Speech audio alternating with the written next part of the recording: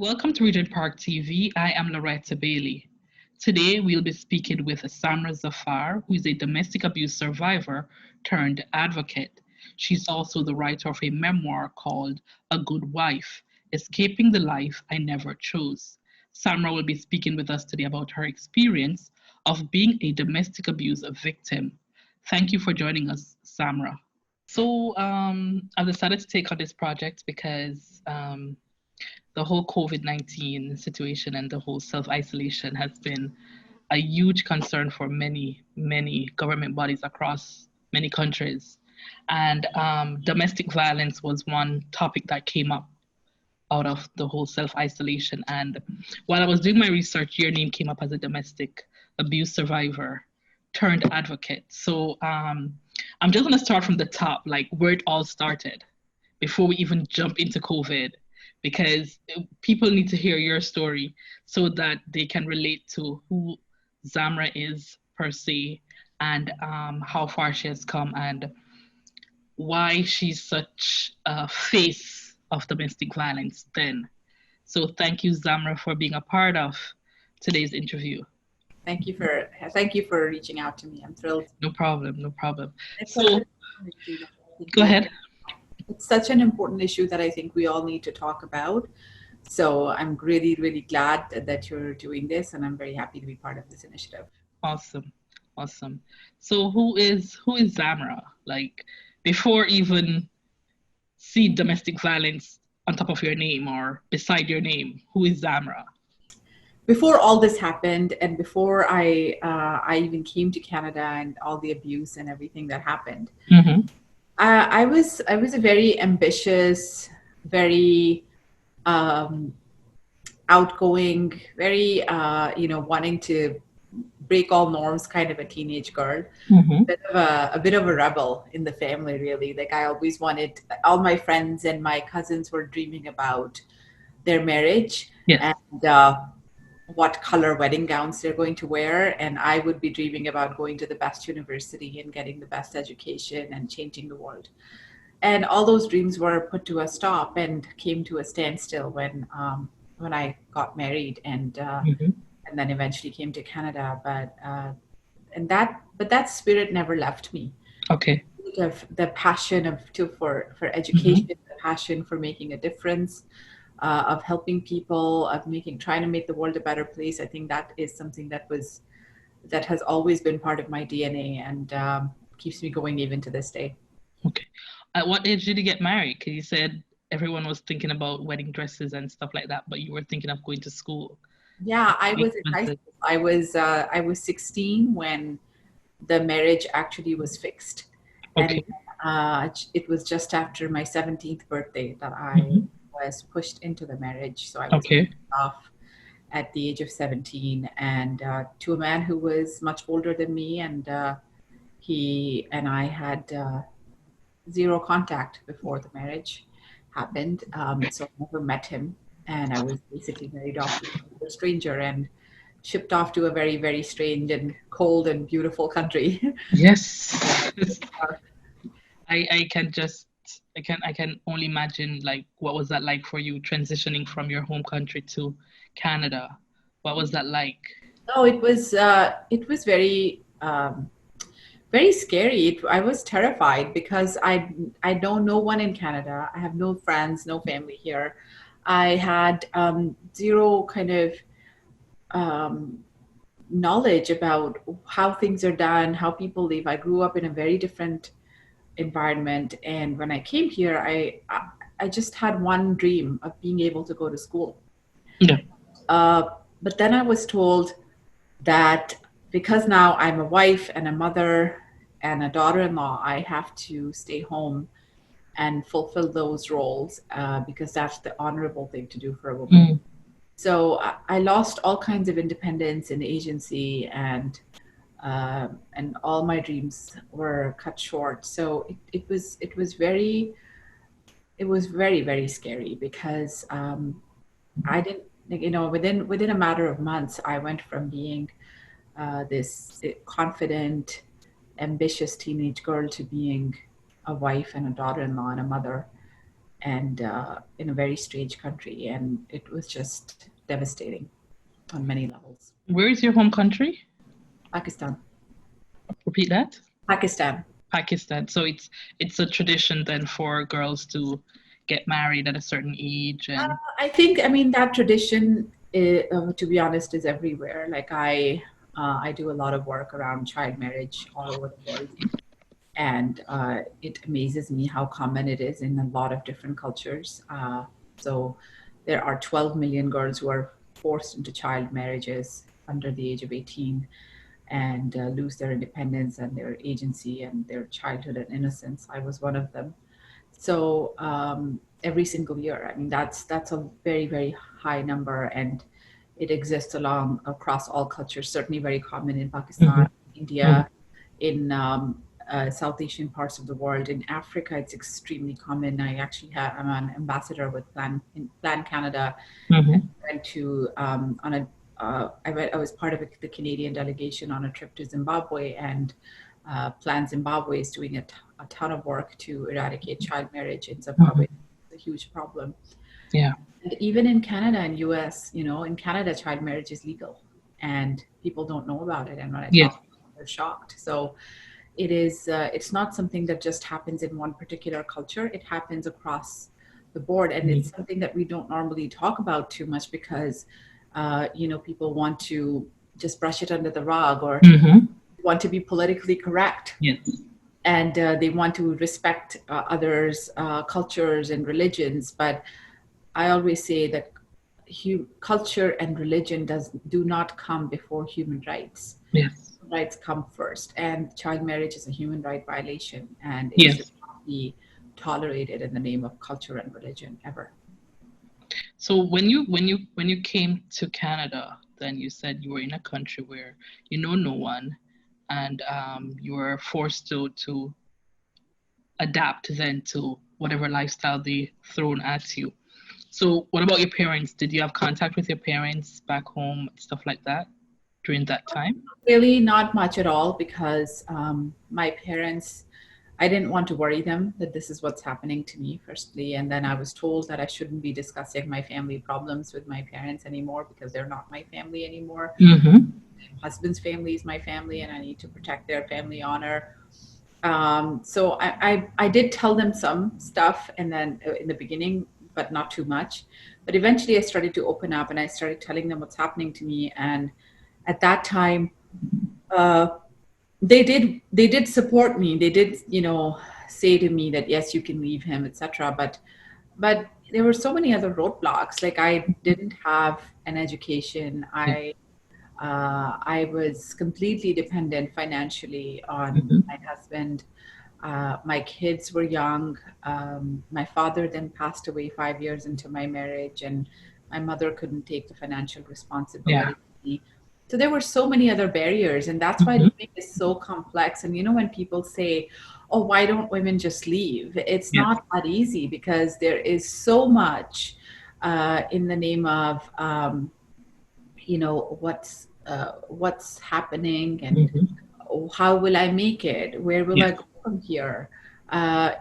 So there's a lot of barriers, a lot of shame and stigma, a lot of cultural pressures associated with leaving. Mm-hmm. A lot of pressure to stay and conform and be a good wife. And a good wife is somebody who tolerates, who um, is Compromise. quiet and submissive and protects the family honor. That's why I named my book A Good Wife, is because I wanted to, take that title and turn it up its head.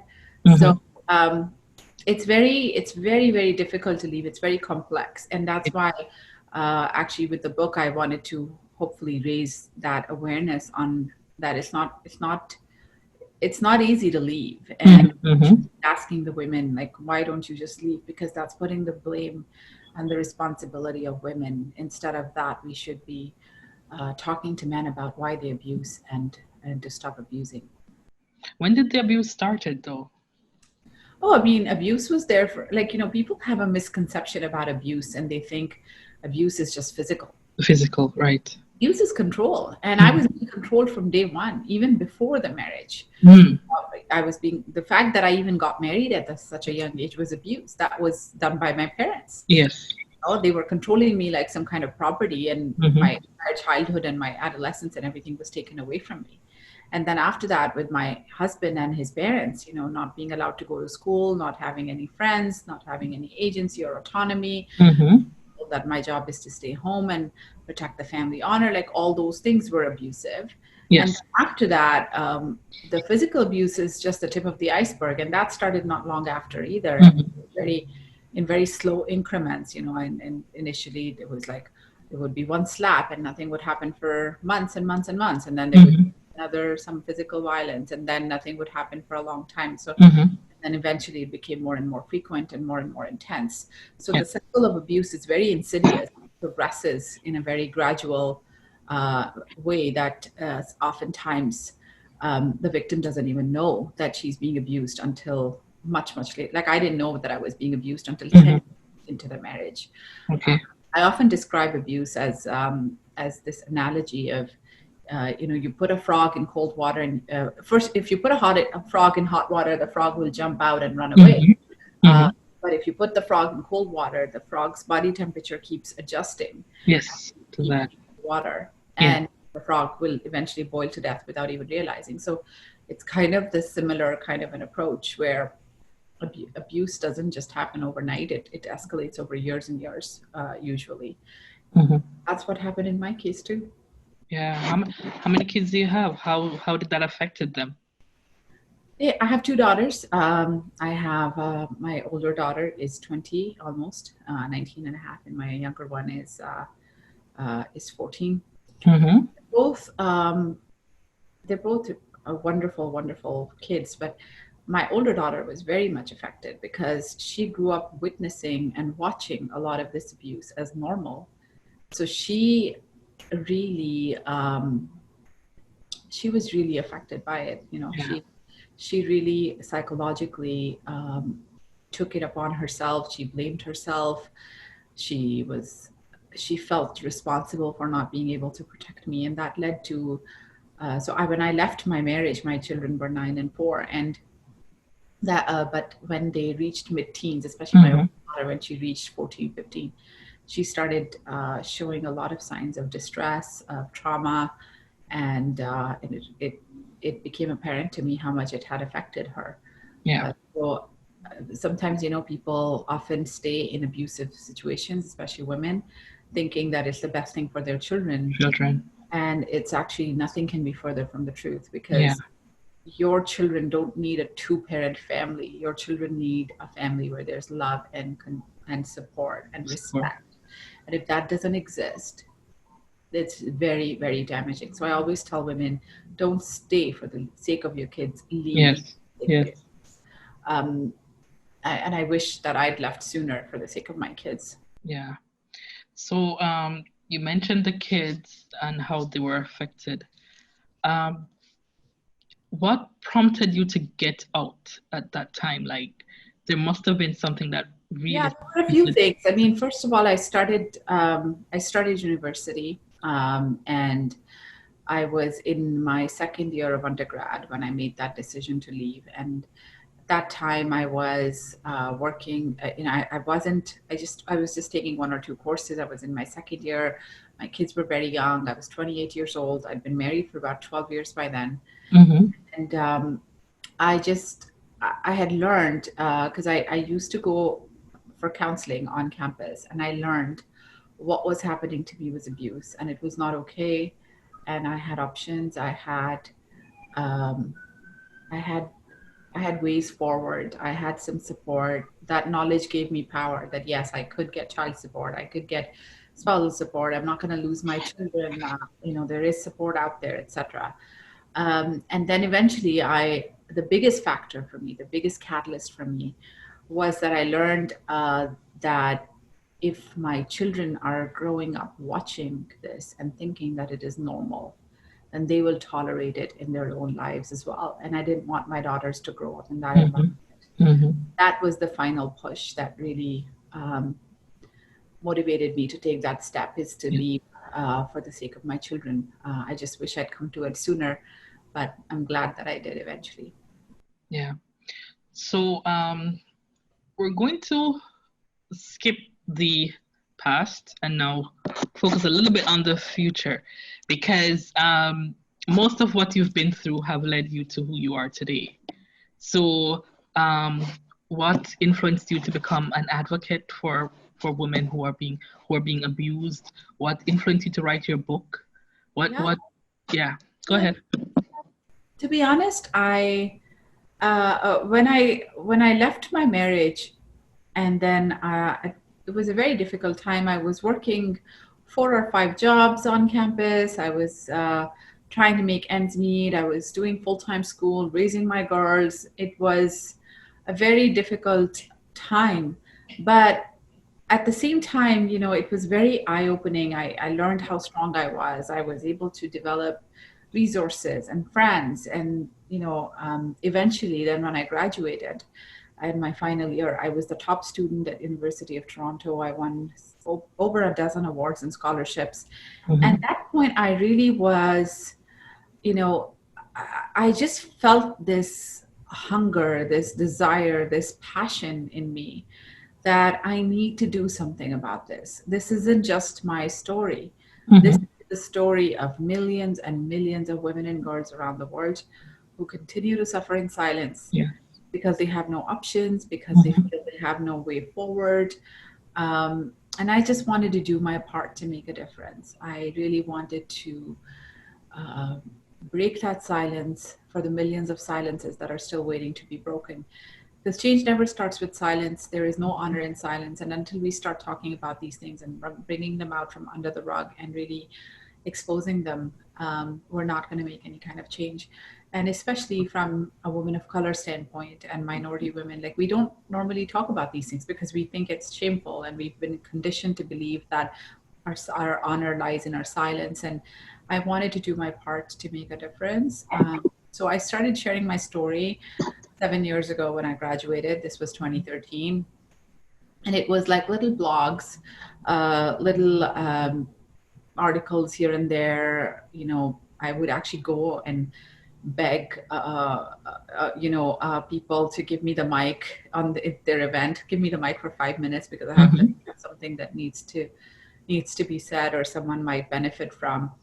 And it's just snowballed from there over the years. And today, it's a book, and the book is being made into a film, and there's a lot of other cool stuff happening. The purpose is the same as it was then. It's that maybe there's one more life I can touch, one more person I can inspire, and a little bit more difference that I can make. So besides school and getting counseling, were there any other support system that was in place that you sought at the time?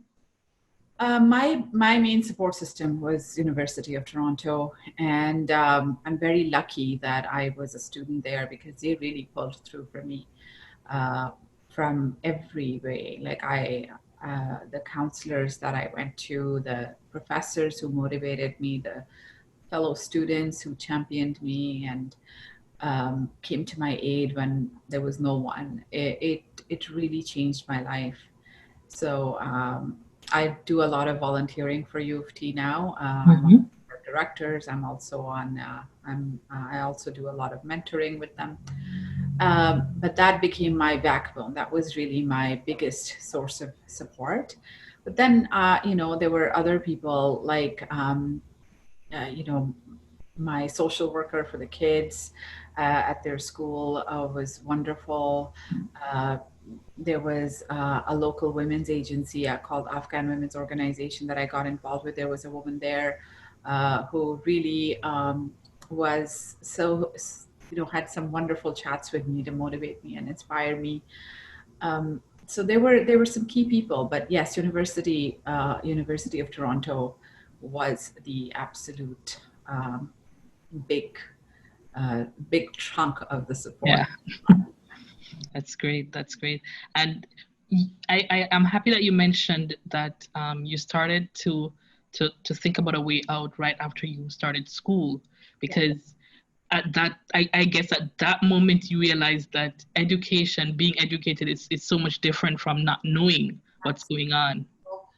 Um, I'm such a huge advocate of education, and education is not just what's coming from your books. And Books, yes. education is knowledge, Mm-hmm. and knowledge is power. Mm-hmm. So when I went to university and I stumbled upon by accident one day at the Health and Counseling Center, and then I started going there and learned what was happening to me was abuse, and it was not Mm-hmm. okay. That is what really opened up my entire world for me. Yes. No, it really just blew it open for me, because that's when I realized that that's, you know, that I deserved better, that I was worthy of more, that I Mm-hmm. was not crazy for having dreams and pursuing them. I was not abnormal for being ambitious, and Mm-hmm. I didn't deserve to be abused, and no one does. So that's the power of education. That's the power of knowledge, because you learn who you are, you learn what's acceptable and what is not, you learn how to treat others with empathy and respect and kindness, and you're exposed to a whole new world. And your education is something that no one can take away from you ever. Exactly. Yes. So true. So true. So let's go into COVID-19 and what's going on now, because I I I really thought that when the story broke out back in March, April, that the numbers are going up and it's Mhm. becoming difficult for people to get and seek help during this time. I see where you've also jumped on that as well to share your story and offer support to women who are going through this. Can you tell us about some of your work that you're doing now Yeah. So regarding that? at that time in March and April, I started to um, I started to do weekly support groups where I would invite guests, such as lawyers or counselors or social workers, etc. And I would interview them on the different support systems that are available, and then I would put the recordings up on social media and YouTube to create a bit of a resource bank for women. I paused it a bit during Black Lives Matter and the whole protest and everything that was going on, and I'm now picking it up now again to start resuming that. So that was with during COVID, and I did a lot of different media pieces about it too, because I realized, even as a survivor, a lot of my memories from my abuse and trauma came back to me. Uh, it was like it was just like the feelings of isolation and helplessness and being intimidated, etc. So I started to think like, if I'm feeling this way as a survivor and I've been out of it for so long, I just shudder to think how difficult it would be for victims, and if I put myself in that situation, let's say if I was still living with my ex-husband right now, it would be so dangerous, because as a victim, you're not getting any kind of reprieve now, because he's not going out of the house. He probably may have lost his job, or he's just working from home all the time. He's frustrated, and guess who becomes the punching bag for the frustrations? It's obviously you as the victim. Secondly, the abuser is probably now has more of an excuse to exert financial control on the victim, and he can say, well, we don't have money right now because of COVID, so I can't give you any money anymore. So now the victim is even more financially dependent on the abuser. The traditional support systems are not there. Shelters are full. You can't reach out to a friend or family or a colleague anymore. You can't get any kind of reprieve. So all those things combined make a very disastrous kind of a recipe for escalating violence. And what I've been hearing all the time is that it's not just escalating in frequency, it's also escalating intensity, meaning that the cases that are coming through are even more violent in nature, which makes sense in a twisted way, because an abuser who's frustrated is more violent, you know. So there have been some horror stories, and I know a number of people in the who run shelters and agencies, and they're saying that the number of calls that they're getting are 400% more than normal. And in fact, one friend of mine, like, she runs a shelter called Sakina Homes. She's the founder and CEO, and they have been getting. She's like, we're getting 50 times the number of calls that we normally do. So, and from all across the country, even though they're based in the GTA. So, it's it's really, really difficult for a lot of women right now, and the importance of community support is even more imperative, because you can't just say, oh, it's their family issue, I shouldn't really meddle in their family problem, because your little initiative, such as, hey, let's talk about it, can we schedule a Zoom chat or something, can go a long way. So reach out, offer connection, and make women feel that they're not alone in this and somebody cares.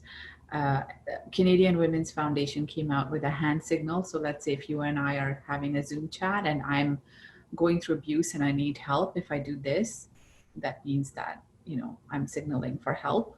And that help could be, can we just talk about this? And I'm feeling very, very lonely or sad or at risk.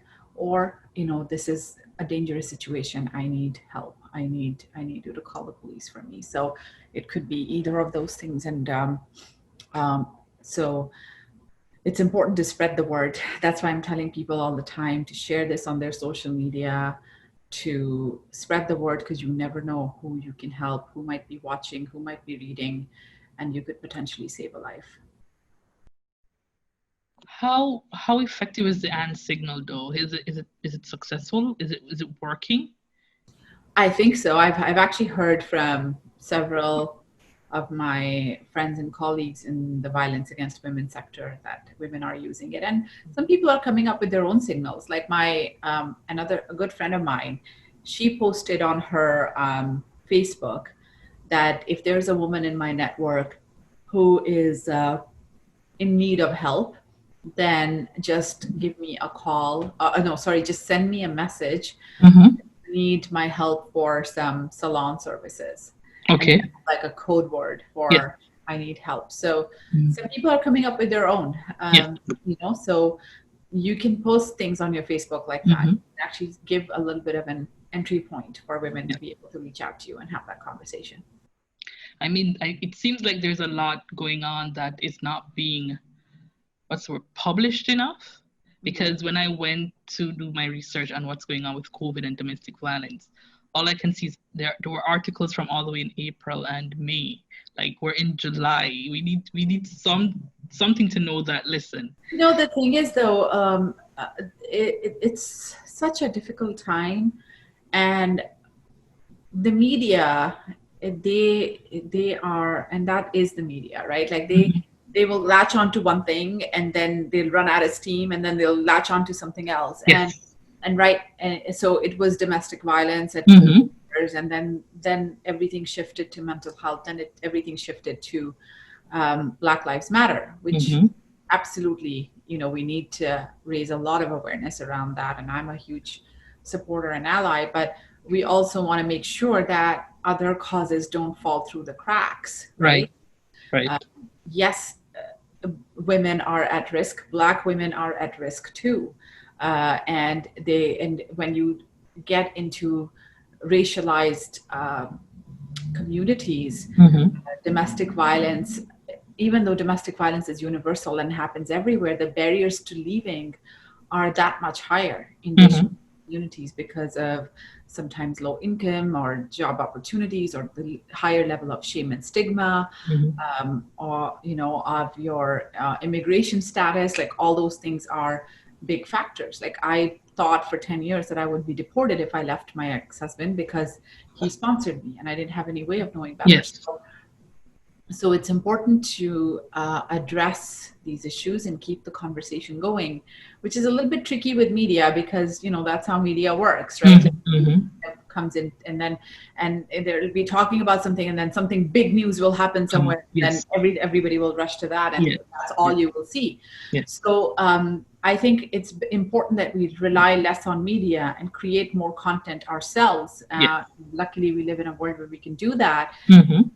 Talks like these and interviews, and that's what I had been doing over in Feb and March, and subsequently through even May and June, because it was important to keep that conversation. I'm doing a lot right now too, and I'm not doing the interviews anymore, but I'm still doing a lot of talks, Instagram live sessions, and social media content to inspire and motivate women and give them that hope, and also inspire and motivate community members and educate them on how they can help. Let's talk about the webinars that you're hosting. What are those about, and how can people access them? Yeah, so I have been hosting Monday nights, and these are interviews that I do with various experts in the violence against women field. And they are broadcast live on Facebook, and I'm going to be broadcasting it live on YouTube as well. And then I post the video on Instagram and LinkedIn and other platforms as well, and also on YouTube. So it's really about imparting knowledge. So a couple of webinars that I've done were with family lawyers. There was one I did with a children's lawyer that is coming up soon. There is one that I did with the CEO of a women's shelter on safety planning, and I've got a few more lined up. I've just taken a break for the last few weeks because I myself was just struggling with trauma, and I needed to just unplug and take care of myself. And now I'm gonna get back into the thick of things and do it. So it's really to raise awareness, to raise knowledge, because I always say knowledge is power. And it also gives an opportunity for women to be able to ask questions and reach out to me and during the webinar, and be able to type questions and ask the experts what they need to. And then I post little clips of the webinars on my social media as well that are relevant. So it's really important to be able to talk about these issues. And again, like I keep saying again and again, knowledge is power. So it's a way to impart that knowledge and just make it a little bit easier and a little bit less ambiguous. So with these webinars, are women reaching out to you through social media and other means of getting in touch with for help or support? Oh yeah, lots. I've been getting, and I always get this. It's not just with these webinars. Like I get dozens of messages every day from women who want to talk to me and who want to get some insights, etc. So just give me 1 minute, okay?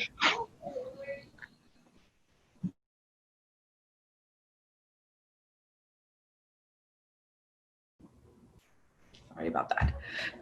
I'll just start that part again. So yes, women reach out to me a lot, not just during this time, but a lot over everything that I do. I get dozens of messages every day on social media, on things that I do for the media work as well. Every time I write a piece or do something in the media, then I get a lot of women reaching out to me with various questions and suggestions and thoughts and ideas. So I often use that content to be able to create more content, because this is kind of what my what I'm being asked. So I always address those questions, and a lot of women reach out to me telling me how something that I've written or talked about has helped them and helped inspire them. So especially after the book came out, I have had so many women still to this day write to me from all over the world that your book is what helped me the most, and that's really rewarding. So let's talk about your book, because I see it right there. I am tempted to go and buy it because I really need to read that story. So tell us what's the book entails, and How is it making a difference?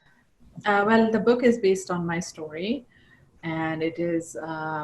I made sure that I was very vulnerable when I wrote the book, because I really wanted to.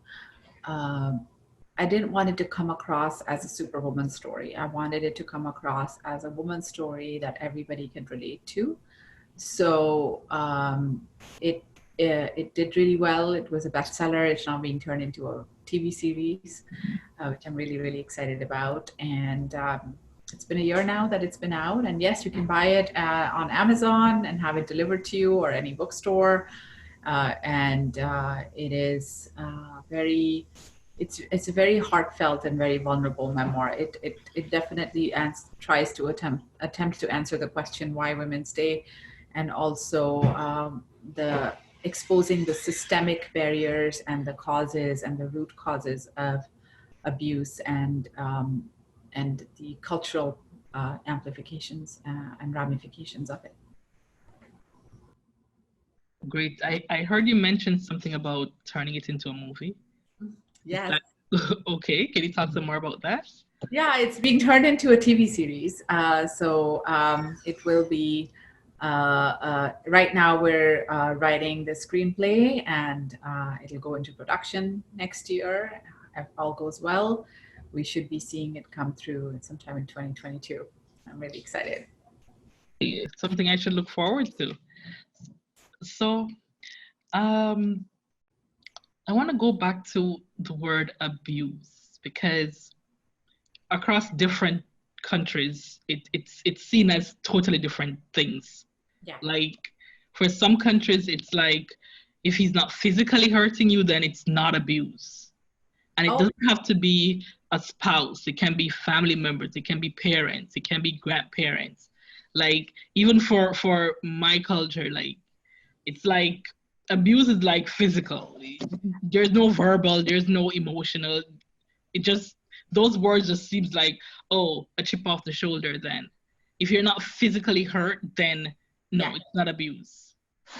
Absolutely. And that's a big misconception in any culture. Like, so Assaulted Women's Helpline is the main hotline for women assault, like facing domestic abuse in Ontario. And I do some work with them, and they actually were telling me the other day, one person I was speaking to there, that the bulk of the calls that they get are from women who are like, he's not hitting me, so I don't know if this is abuse, is it? Because a lot of people and a lot of women are being told that if they're not being hit, they're not being abused, and then people don't believe them. The first thing is like, did he hit you? Like, if somebody goes and says to a friend, I'm in an abusive marriage, does he hit you? And then you're like, no, he doesn't. So how is that abuse? So people don't believe you. People think, oh, you're just making it up. You're being very sensitive. You are very, you're just being difficult. Maybe just go get on a getaway, or have another kid, or go and get some marriage counseling, and it will be okay. So marriage counseling will work in situations of like you're having, problems in your marriage that are unrelated to abuse. But in the case of abuse, no, abuse is about control and power. And that control can be exerted in a lot of different ways, including through fake love. Like, a lot of abusers will say things like, but I love you so much. Why do you want to spend time away from me? I want you to spend all your time with me. That's a way to isolate. Or an abuser will say, I love you so much. I don't want other people to look at your body. And then they will dictate how you dress. Like, my ex-husband basically said this and forced me to wear the hijab and manipulated me into it. And I wore it for 10 years. It was not my choice. I didn't want to. So, or people will say, or an abuser will say, I just feel really horrible that you have all these ambitions and goals, as if I'm not enough for you. And the woman will feel guilty and obligated in a way to basically downplay her ambitions. And it's not just, you're right, it's not just the abuser, not just the spouse, because your family, your community, like I was told that my husband is doing nothing wrong because in Islam it's perfectly permissible for a man to hit his wife. So religion was used as a way to abuse me. And then culture and shame, like no one will marry your daughters, no one will marry your sisters if you leave. And just, my own family telling me that my job is to stay and make it work, and his family telling me that my job is to stay and make it work. So that is all, it's all part of the cycle of abuse. So like physical abuse is just the tip of the iceberg. The bulk of abuse is non-physical. And we don't realize that. We don't educate ourselves on that. And we often educate ourselves on that after we leave and we're trying to make sense of what happened. Yes. So I'm a big believer that this education should be in schools, where we should be teaching our children, boys and girls, about healthy behavior, about respectful relationships, early signs of abusive behavior, how to recognize it, how to call it out, how to protect yourself and also your friends, because the early signs are not slaps and kicks. Yes. The early signs are often wrapped in a lot of love and romance, and it's very difficult to detect. Yes, yes. And I'm glad you mentioned boys and girls, because we tend to focus more on the girls and we neglect the boys. Oh, men are abused too. In fact, men are primarily abused in non-physical violence because they're just bigger and physically bigger generally. So a lot of men face control, manipulation, toxic behaviors, etc. So gender-based violence or domestic abuse is not a men versus women issue. It's all of us versus the problem. And so we need to address young boys as well. We need to teach them, first of all, how not to treat women, and also how not to accept accept treatment that is not healthy. Yes, it's so good that you mentioned that. I remember an incident quite clearly where this friend of mine, he was being physically abused at home, like literally physically abused, and we were for men, it's even harder to talk about it because people don't believe, like, you're a guy. What do you mean you're being abused? Yes. That was an issue. A higher level of shame associated with it. That was the issue he had, because he was like, this woman just keeps hitting me, and I'm like, why don't you report it to the police? He's like, are you crazy? Report what to the police? You want them to laugh at me? And I'm like, why would they laugh at you? It's a crime. He's like, well, not in my eyes, not in their eyes. And he took that braveness and went to the police station and he reported it. And the police told him, like, listen, go home and make love to your wife. And I'm like, oh my God. They did say that. And he's like, yeah, that's what they said. They say go home and make love to your wife. Disgusts me so much. So it's just so crazy how we teach our boys, encourage them to internalize these things and feel bad about them and feel like it's okay to accept these behaviors towards them. And then when it's time for them to speak up, they are so afraid to do so. Yeah. Like they don't feel like they are man enough to do so then, right? Yeah, that's right. Are there any cases of men calling in, texting in? A lot. I have a lot of emails. In fact, when I did my first TED Talk back in 2017, during the TED Talk, I said 1 in 3 women and 1 in 5 men are being abused.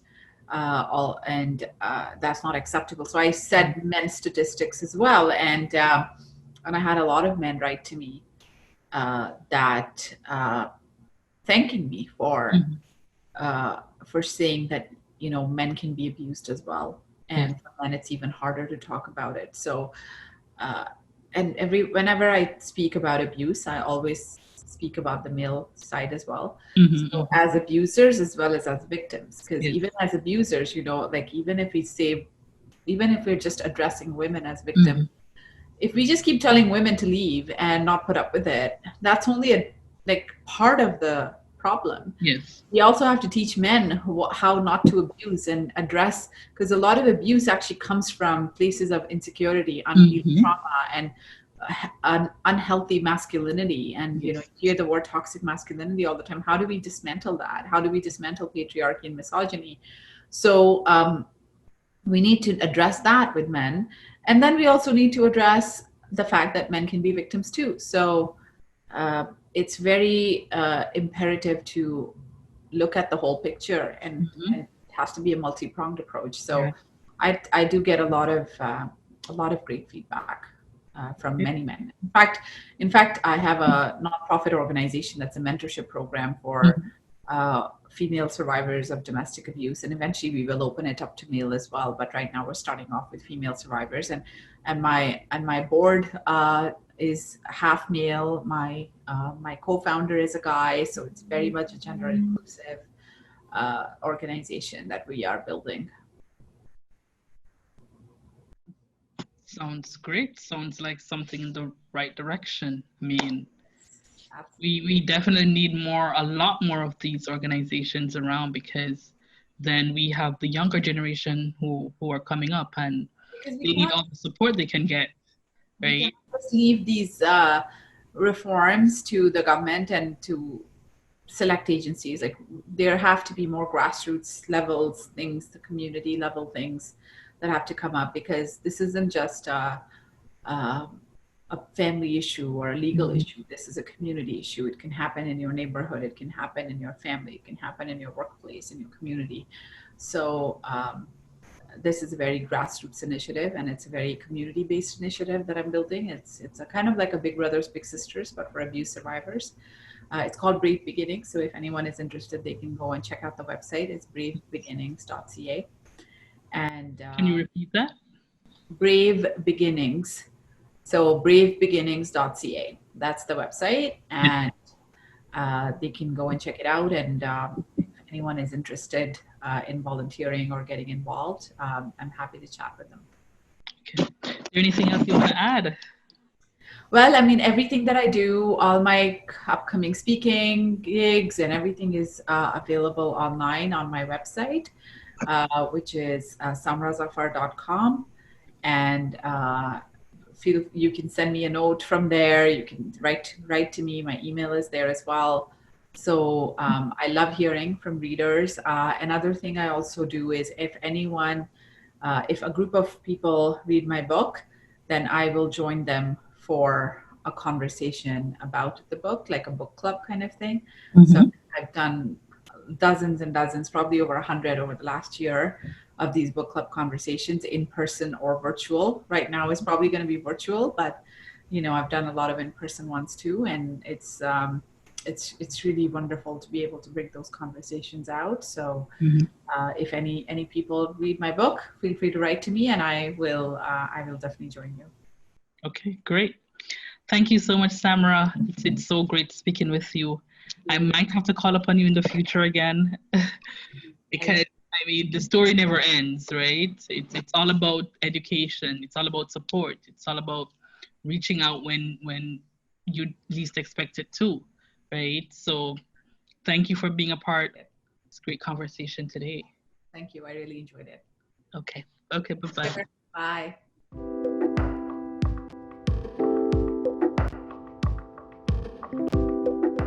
Please do not forget to like, comment, and share to our channel. Follow us on all our social media platforms. And for more information, please check out our website.